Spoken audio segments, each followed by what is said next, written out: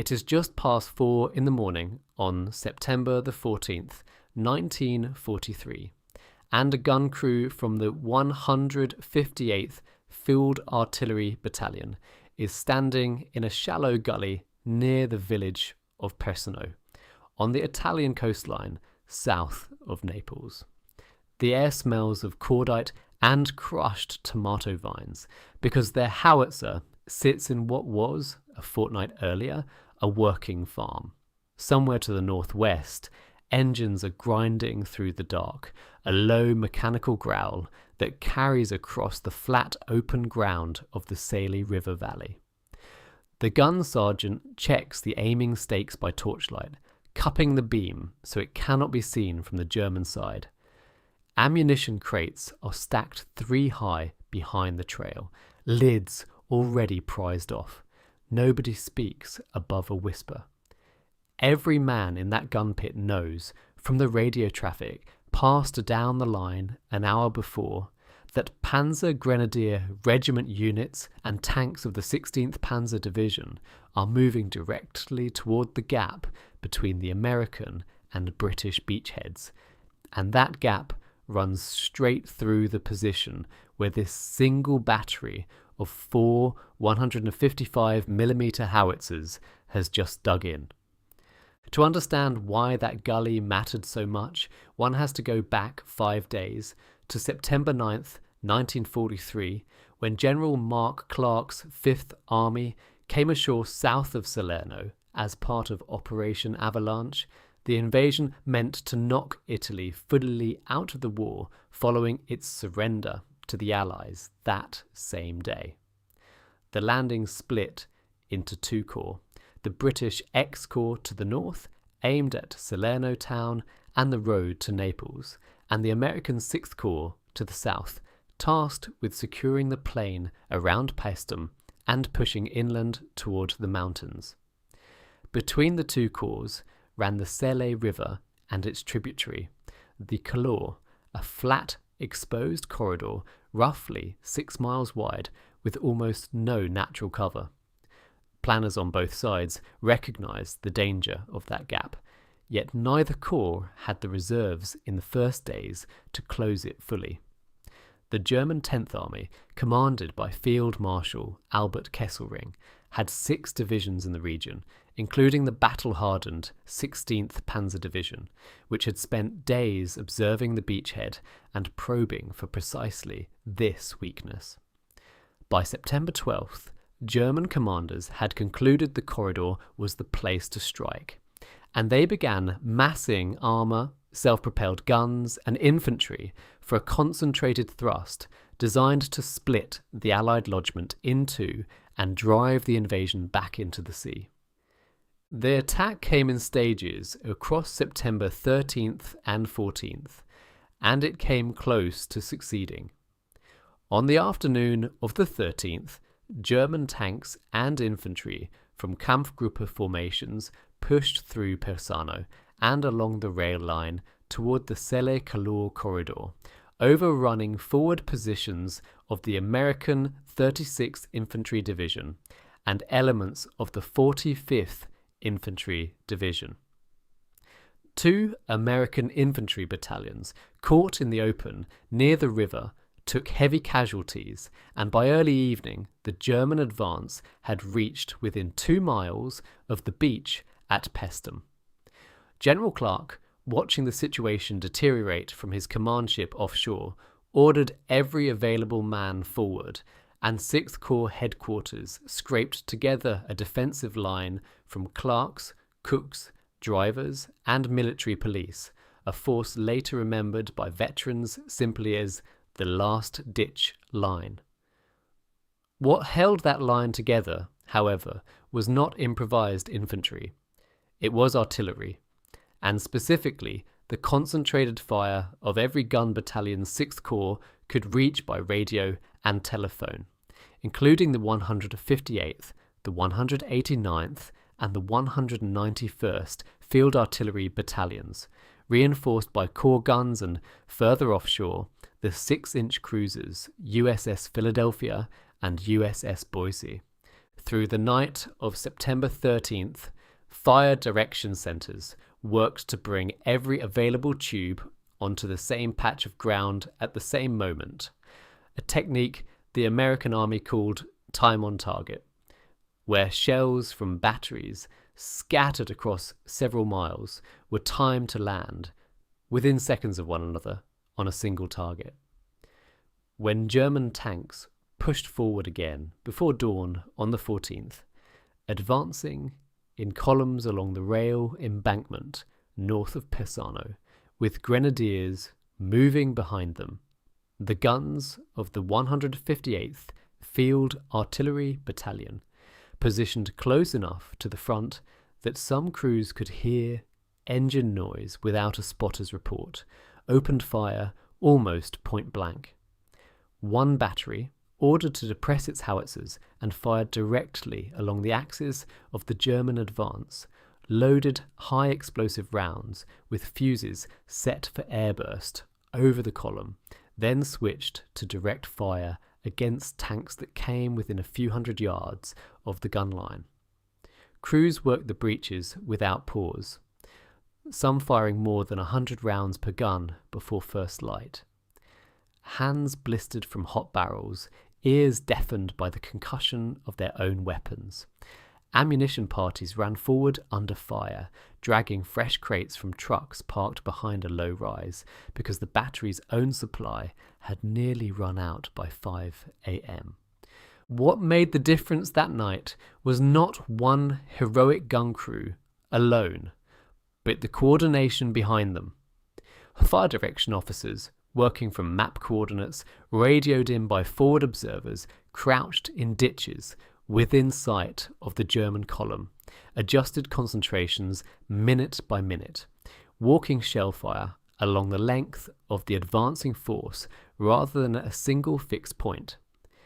Battalion commanders diverted batteries originally assigned to support infantry elsewhere in the beachhead, stripping cover from quieter sectors because the Sele-Calore had become the point on which the entire landing now balanced. Naval gunfire liaison teams called the cruisers offshore onto the same coordinates so that 6-inch shells from Philadelphia and Boise landed among the German tanks within minutes of the Army's own barrage. Survivors of the German attack later described the field as a place where advancing tanks lost their supporting infantry within the first quarter hour. The grenadiers driven to ground or scattered by shellfire so dense that officers could not organise them to keep pace with the armour. Tanks that pushed on without infantry support became vulnerable to close-range fire from anti-tank guns and, in at least a few documented cases, to artillerymen firing over open sights when German armour came within their own gun line. If this deep dive into the Salerno beachhead is holding your attention, a quick subscribe helps more than you might think. By mid-morning on September 14th, the German attack along the corridor had stalled, and by that afternoon, aerial reconnaissance and forward patrols confirmed that the panzers were pulling back toward Persano and Eboli, rather than pressing the advantage they had held 12 hours earlier. The cost of the crisis is measurable in hard figures. The two battalions of the 143rd and 157th Infantry Regiments, caught in the open on September 13th, suffered several hundred casualties between them, while ammunition expenditure for 6th Corps artillery on the night of the 13th and into the 14th ran into the tens of thousands of rounds, a rate far beyond what supply officers had planned for in the days after landing. Some batteries fired until barrels overheated and had to be swapped or allowed to cool before resuming, and ammunition ships were called forward from the transport area to replenish stocks that had been calculated for a slower, more conventional advance rather than a single night of near continuous fire. Fuel and water for the forward guns ran short as well, since every available truck had been diverted to carry shells rather than rations, and crews subsisted for more than a day on whatever they had carried in their pockets before the crisis began. The difference in experience across the beachhead that week says a good deal about how close run the fight actually was. In the British sector, to the north, X-Corps continued its own hard fighting for Salerno town and the passes towards Naples, largely unaware for a day or more how near Sixth Corps had come to a genuine rupture in the American line to the south. Rear area troops at Paestum, men weighing supply dumps and beach exits, found themselves issued rifles and posted in defensive positions they had never trained for. A stark contrast to infantrymen who had rehearsed for exactly this kind of fighting. Offshore, naval gunnery officers aboard Philadelphia and Boise worked from coordinates passed up by army spotters they had never met in person, coordinating a form of joint fire support that had still been more theory than practice earlier in the war. On the German side, commanders of the 16th Panzer Division, who had advanced with real confidence on the afternoon of the 13th, found their tanks increasingly isolated as the barrage continued, forced to choose between pressing forward without infantry cover or pulling back to regroup, a decision made for them, in effect, by the sheer density and persistence of Allied shellfire. The turning point came not as a single dramatic moment, but as an accumulation of decisions made under pressure across roughly 18 hours. General Clark's order to commit every available man to the corridor, the decision by artillery battalion commanders to mass fire from every reachable gun rather than husband ammunition, and the willingness of naval gunfire officers to bring crews of fire in close to friendly positions, all combined to convert what had been a genuine crisis into a defensive success. By September 15th, Sixth Corps intelligence reports noted that German armour had withdrawn from the immediate vicinity of Persano, and Kesselring, assessing the failure of the counterattack, began shifting his own priorities toward a more gradual withdrawal northward rather than a renewed push to split the beachhead. The Sele-Calore corridor,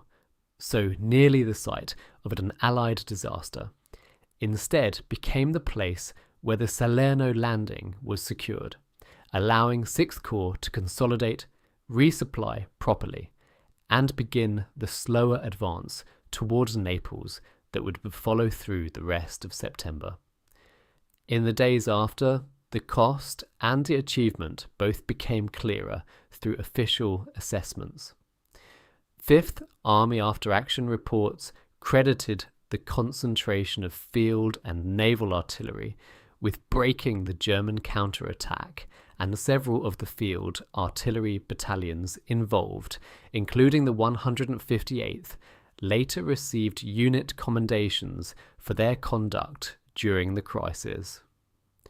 War correspondents who reached the beachhead in the following week described a battlefield still scattered with burnt-out tanks and abandoned equipment along the rail embankment near Persano, evidence of an attack that had come within a few thousand yards of reaching the sea. The episode also shaped how the American army thought about artillery coordination for the remainder of the Italian campaign and beyond, reinforcing the value of time-on-target techniques and close cooperation between shore-based guns and offshore naval fire, lessons carried forward into the fighting at Anzio the following January. Back at that gun pit near Persano, as the sun comes up fully on September 14th, The crew of the 158th Field Artillery Battalion sits down beside their howitzer for the first time in hours. The barrel is too hot to touch. Empty shell cases are stacked in uneven rows behind the trail, more than the crew has ever fired in a single action before. Somewhere out across the flat ground toward Persano, the tanks that had been advancing at 4 that morning are gone, pulled back toward the hills, leaving behind wrecked vehicles and churned earth where the corridor had nearly given way. The men do not know yet how close the whole landing had come to failure, only that the noise has stopped, and that, for the first time since midnight, they can hear birdsong instead of engines. A battery of 4 guns, reinforced by others like it up and down the corridor, had held the line through a single night, and the beachhead at Salerno, though still contested for weeks to come, would not be broken here.